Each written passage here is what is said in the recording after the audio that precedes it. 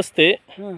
कृषीभूषण R D Patil sir शेती तंत्रज्ञान अंतर्गत मी श्रीनाथ मगदूम आपले स्वागत करतो. आज दिनांक 20 मार्च रोजी आपण आंधळी या ठिकाणी आमचेच बंधुराज प्रमोद मगदूम यांच्या प्लॉटमध्ये 10,001 खोडव्याच्या प्लॉटमध्ये आलेला आहोत. तर आपल्याच ग्रुपचे सगळ्यात वयस्कर अनुभवी आणि अतिशय जिज्ञासू असं शेतकरी की आज रोजी वय त्यांचं 93 वर्षाच्या आसपास आहे असे काका पण आले. ओके काका नमस्ते.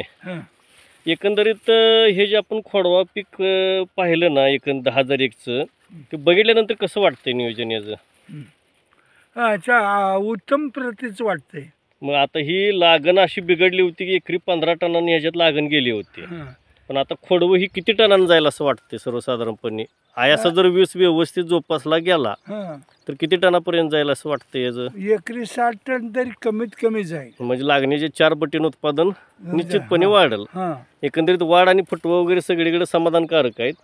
आणि शेतकरी मित्र हो, सर्व शेतकरी बांधवांना मी आज जाहीर आवाहन करतो की हे जे समोर बाबा आहेत, आज वय 94 वर्ष आहे, रायझर खत आपण जे शेतकऱ्यांच्यासाठी देत असतो त्यांच्याबरोबर आलेले त्यांची शेती आपली संपूर्ण हे करणारे आपले बबन नाना पण आहेत.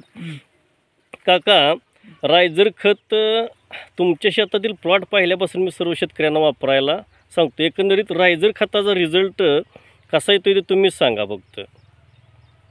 रायझर खत तुम्ही किती वर्ष झालं वापरता? एक 4-5 वर्ष वापरता रायझर खत. मग रायझर खत कसं वाटते सांगा तुम्हाला?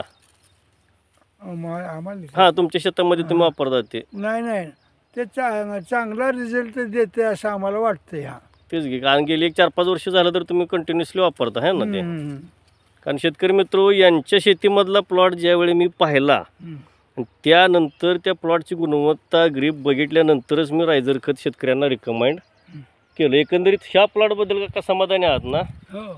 ज्यावेळेला आर डी तंत्रज्ञानाचा वापर झाला याच्यामध्ये चालू पण आहे, एकंदरीत भविष्यातला एक चांगला आदर्श खोडवा प्लॉट दिसेल. वेळोवेळी आपण शूटिंग घेऊ. धन्यवाद.